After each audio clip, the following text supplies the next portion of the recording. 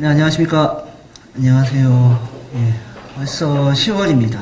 날씨가 또 갑자기 추워져서 벌써 이제 겨울로 가는 거 아닌가 싶고요. 저희가 4단계가 좀 풀릴 줄 알았는데 이번에 좀 마지막 4단계는 좀 희망을 갖고 미팅을 좀 진행하게 되었습니다. 그래서 저희가 원래는 좀 호텔에서 좀 진행을 했었는데 4단계상 저희가 좀 거리두기 때문에 좀 이쪽으로 좀 이동을 해서 좀 진행을 하게 됐고요. 이 점 좀 양해의 말씀을 드리고 시작하도록 하겠습니다. 10월달은 이제 내년도 준비하시는 시점에서 매우 중요한 시기가 아닌가 싶습니다. 그래서 저희 이번달 주제는 저희 내년도 교육계획에 대한 내용을 좀 준비를 해봤고요. 두 가지 강의로 해서 좀 진행을 할 준비를 했습니다. 첫 번째 시간에는 HRD 패러다임 변화에 따른 내년도 교육계획 어떻게 해야 되는지 HRD스트의 김희 대표님 모셔서 한 80분 정도 강의 청해 듣도록 하겠습니다. 강의는 바로 준비되는 대로 시작하도록 하겠습니다. 자, 상호 인사하면서 시작하겠습니다. 반갑습니다. 반갑지 않나 봐요. 먼 걸음 하셨고요. 오늘 보니까 공공적도 많고 한 기업에서 여러 분이 오시는데 사실 저도 현직에 있을 때는 여기 가입했었어요. 회사 그만둘 때까지. 괜찮아요. 인사관리협회 이 모임이. 그리고 네트워킹이 다른 네트워킹 아니에요. 이렇게 오셨을 때 서로 인사 나누고 비슷해요, 상황들이. 그럼 이제 돌아가시면 이제 자료 뭐 벤치마킹도 해봐야 돼. 특히 공공적으로 다른 데는 어때? 이 질문에 답해야 되거든요. 그래서 미리미리 이렇게 교류 좀 하시고 왜 그런 거 있지 않습니까? 오픈할 수 있는 것만큼 서로 오픈하셔도 돼요. 자, 오늘 첫 번째 그 강의는 제가 이제 맡았는데요. HRD 패러다임 변화에 따르는 내년도 교육계획 수립에 대한 거. 사실 HRD 패러다임 그러면 되게 거창해요. 그럼 기준은 뭐고 앞으로 또 뭐야? 현재는 뭐고? 뭐 이런 관점을 좀 가지실 거예요. 그리고 배웠다 치자고요. HRD 패러다임에 대해서 새로운 거. 문제가 우리 회사 현실이란 말이에요. 지금 IMF 수준에 지금 머문 회사도 있을 거고 아주 그냥 날개 다른 회사도 있을 거고 입장이 다 다르거든요.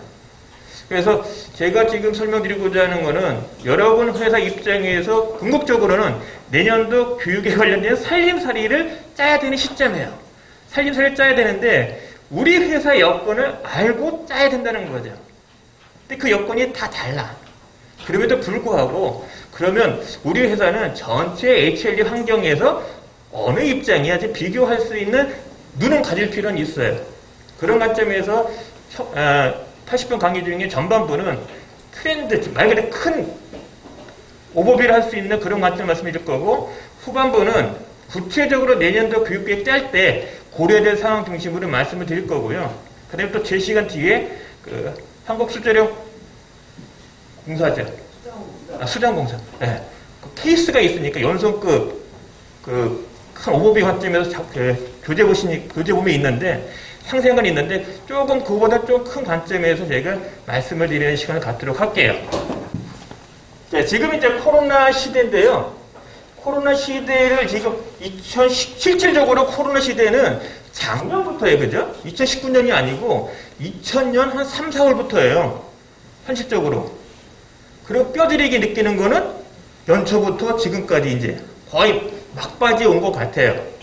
어쨌거나 코로나가 영향을 줬어요. 그 장점도 있고 단점도 있는데 뭐 장점이 뭐 상관없죠. 근데 단점 부분은 이제 이거를 어떻게 상수로 갖고 갈 거냐 해결할 거냐 이런 고민에 빠진 거예요.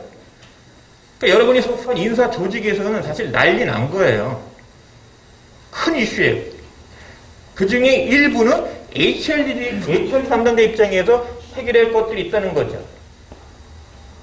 또 성과관리 재택근무에서 이상이 없나? 이런 빨리 문제 없나? 그래, 소통. 근데 제일 중요시한 팀워크. 근데 이 과정 속에서 또 생긴 게 뭐 있습니까? 평가에 대한 공정, 신뢰, 뭐 이런 부분들이 또 이슈예요. 그래, 이제 멘탈. 집에만 있으니.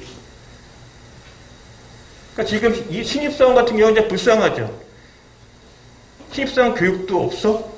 그러니까 교육이라는 게 대면 교육도 없어. 환영회도 없어, 회식도 없어. 좋기도 하지만 또 아쉽죠. 어쨌거나 이런 상황들이 벌어지고 있어요. 그럼에도 불구하고 어쨌거나 코로나 시대에서 재택근무라는 부분이 이제는 상수냐 아니면 일석인 거냐 이 고민을 하게 됐다. 그래서 여러 회사에서 나름대로 고민을 하실 거예요. 더욱이 11월부터 위드 코로나예요. 그 위드 코로나는 부분이 재택근무를 상수로 갖고 갈 거냐 말 거냐에 대한 결정을 해야 된다는 얘기예요. 그게 일단 여러분한테 내년도 사업 계획할 때 고민거리예요.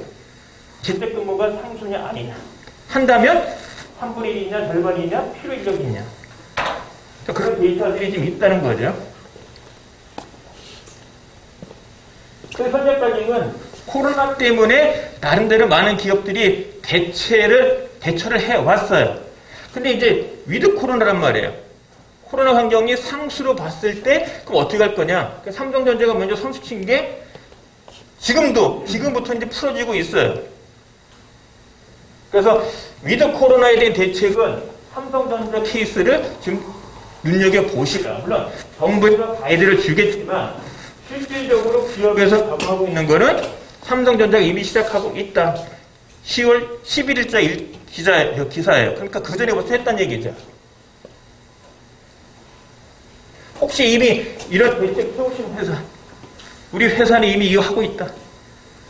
이런 것들이 좀 공유되셔야 돼요. 그래서 저는 지론이 지금 백신 다 맞았잖아요. 저도 맞았고 2번 다 맞았는데 코로나는 대면 교육에 불과한 게 아니라 대면 교육을 할 수 있는 기준에 맞춰서면 할 수 있어요. 지금 하고 있잖아요. 그럼 실질적으로 보세요. 경영활동에 회의가 이루어져요. 대면으로. 그건 되고 교육은 안 되고 그건 아니거든요. 사실 애당초 대면 교육은 할 수 있었어요.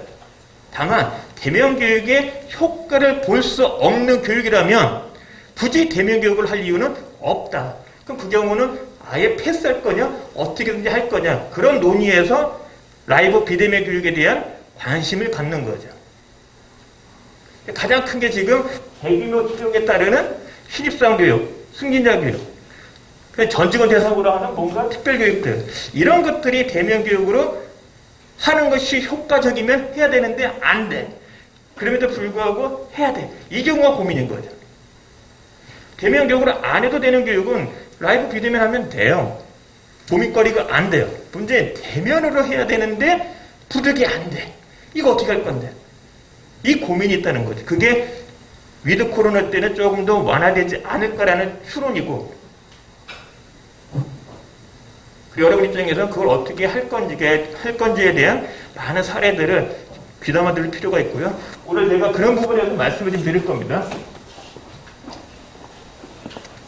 저도 현직에 있을 때 이런 이제 가 오면은 좀 있어 보이는 자료가 필요해. 그런 관점에서 여러분 보고서 도움될 만한 자료 팁을 다 지금 밝혔습니다. 언론서 기사들을 좀 정리해 보니까 10월달에 많은 자료들이 나오더라고요. 그래서 디지털 트랜스포메이션 이거부터 먼저 정리해 줄게요. 우리 저기 뭐라고 그러죠? 4차 산업혁명?